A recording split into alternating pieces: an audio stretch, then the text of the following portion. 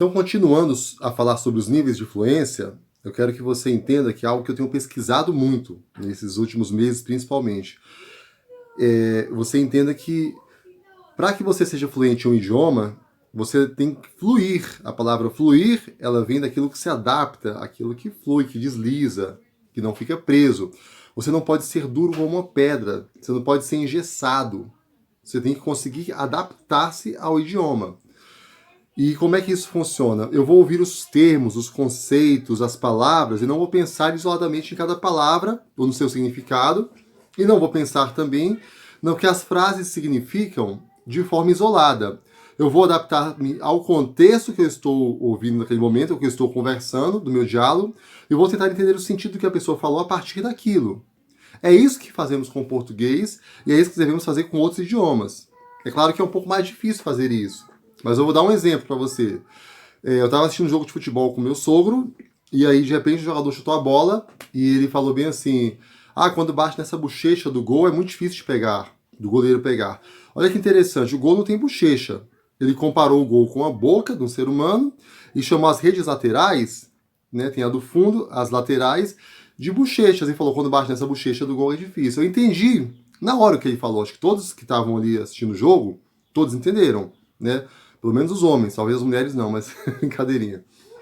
Todos entendemos o que entenderam, né? Todos entendemos ali tranquilamente a mensagem que queria ser passada.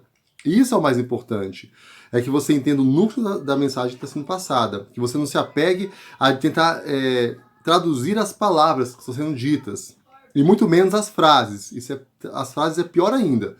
Você fica muito engessado. Então, por que todos os teóricos que eu estou assistindo vídeos ultimamente e lendo sobre o assunto de influência, os mais conhecidos, né, os mais conceituados, eles sempre falam a mesma coisa. Falam assim, escute, não leia, por enquanto não leia, por enquanto não decore palavras. A pior coisa do mundo é você ficar decorando o alfabeto da maneira que você lê no seu idioma, né? Eu tenho que decorar o A, B, C, D, E, F, G, H, I, J, K, L, M, N, O, P, Q, R, S, T, U, V, W, X, Y, and Z. Eu tenho que decorar da maneira como eles falam. Eu não posso decorar da maneira como é em português. Eu não posso ver um A e achar que vai ser A. Eu tenho que saber que pode ser A, que pode ser A. Eu tenho que excluir o analfabeto, o analfabeto não, o alfabeto em português e começar a usar o alfabeto em inglês, para quando for falar inglês. E o principal, ouvir os termos. Nós não podemos desenvolver simplesmente a questão da gramática e não conseguir conversar com alguém. O principal de você aprender outra língua é você conversar. Esse é o básico, é o mais importante. Então a gente tem que tentar desenvolver basicamente essa questão do entendimento. E quais são os níveis de fluência? Eu vou ter que ter assuntos específicos. Por exemplo, eu falo português com total fluência, eu nasci no Brasil, sou nativo brasileiro. Se você perguntar para mim alguma coisa de direito, talvez eu não entenda. É muito claro ali. Eu lembro que eu fui acompanhar na época um processo que o Lula estava envolvido, que colocaram um habeas corpus para verificar se ele poderia continuar solto, se ele seria preso, e aí não aceitaram o habeas corpus dele. Eu lembro muito bem que falavam muito do paciente. Eu sempre achava, durante as falas dos ministros do STF, que o paciente era o Lula. Demorou para eu descobrir, conversando com meu sogro, depois que é defensor público, que o paciente é o habeas corpus, e não a pessoa que está sendo julgada.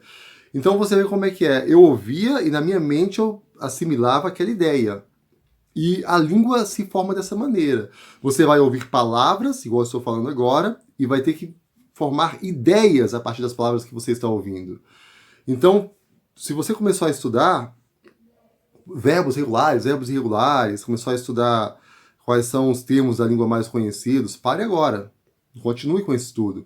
Você pode separar no máximo por assuntos. Eu vou aprender as cores, vou aprender os números, eu vou aprender os objetos do lar, vou aprender objetos de obra, vou aprender as partes do carro, vou aprender diálogos para serem falados durante um trânsito, durante um voo. Né? Tem muitos livrinhos de inglês, às vezes, que vende no aeroporto, que são a comunicação primordial para me locomover dentro dos Estados Unidos até o hotel, para pedir o serviço, solicitar um táxi. Então, é importante você ir separando por esses assuntos, senão você não aprende nunca. Eu só comecei a ficar mais ou menos fluente agora na escuta, que até para falar eu tenho uma certa dificuldade ainda, quando eu passei a não me preocupar mais com as palavras que estavam sendo ditas. O que essa pessoa está falando? Eu não paro para pensar nisso. Eu simplesmente escuto o que ela está falando e deixo a minha mente traduzir aos poucos, esse desenrolar na minha mente a ideia principal. Às vezes a pessoa fala uma frase enorme, mas a ideia é só uma. E o importante para a gente desenvolver o rumo da fluência é esse. É você tentar pegar a ideia principal de cada assunto. Nós nunca vamos aprender tudo sobre a língua, como eu acabei de falar. Tem assuntos em português que eu não sei conversar. Medicina eu não vou saber conversar os termos técnicos. E em inglês você não vai saber falar sobre tudo. Agora, uma outra pergunta que eu quero fazer. A minha filha de 3 anos, a Melissa, é fluente? Ela é dentro do que ela precisa. Ela é dentro do que ela julga ser importante. Se eu pegar o meu TCC e ler para ela, que eu estou fazendo uma pós agora em neuropsicopedagogia, ela não vai entender quase nada. Se entender as palavras, não vai entender o sentido do que eu estou querendo dizer. Ela é fluente? É. E a minha filha Manuela, que tem 6 anos, mais fluente ainda. Mas também não entende meu TCC. Porque é algo complexo para uma criança você entender um linguajar técnico e um linguajar mais rebuscado. Então, da mesma forma que para você que está iniciando no inglês, é importante que você tente desenvolver os conteúdos que você está pegando e que você vá assimilando aos poucos a ideia daquilo que está sendo dito. Vá decorando as cores, os números, vá decorando alguns assuntos, algumas palavras, para que você saiba se comunicar. E o mais importante, escute. Não fique preso à leitura. A ordem natural para o desenvolvimento de uma língua, pelo que eu tenho estudado, né, com todos os grandes teóricos e pessoas que falam mais de 20 idiomas, a ordem natural é que você aprenda a ouvir e entender, depois a ler, em terceiro lugar a falar e por último a escrever. E até vou te dar um exemplo claro porque que último é escrever. Nós somos brasileiros, nascemos aqui no Brasil, falamos português. Se você pedir para fazer uma prova num concurso hoje que tenha redação, você acha fácil desenvolver uma redação com coerência, com desenvolvimento corretamente, início, meio e fim, colocando um assunto em questão central, fazendo uma boa conclusão? É difícil para fazer isso até em português que você fala a tua vida inteira. Imagine em inglês, imagine em russo, imagine em espanhol, em outro idioma, é muito mais complicado. Tem que ter os conectivos corretos, tem que saber. Para escrever, você vai ter que escrever direito. Para falar, você fala de qualquer jeito. O importante é a mensagem chegar, né, até o interlocutor. Mas para escrever é mais difícil. Vai ter que conseguir escrever corretamente. Por isso que escrever é o último passo. Então, recapitulando, nós vamos ter que ouvir em primeiro lugar. Depois que a gente ouvir bastante, já souber ali 90% do que está sendo dito dentro do assunto em questão que estamos tratando naquele momento, aí a gente aprende a ler. Depois que você aprende a ler e entender o que está sendo lido, aí você começa a falar. Falar é depois que você já escuta e já lê. Olha só que interessante. Depois que você começa a falar, que você estiver falando bem, que você começa a escrever. Então, no Brasil, pelo menos, né, que é o local onde eu vivo e tenho conhecimento, fazemos tudo errado. Começamos primeiro escrevendo e lendo, né? A gente primeiro... Às vezes a ordem muda um pouquinho, mas normalmente você escreve em inglês para depois ler em inglês, né? Ou alguns leem e depois escrevem, para mais tarde tentar ouvir e entender. Então é difícil. Você não vai conseguir chegar nunca na fluência dessa maneira.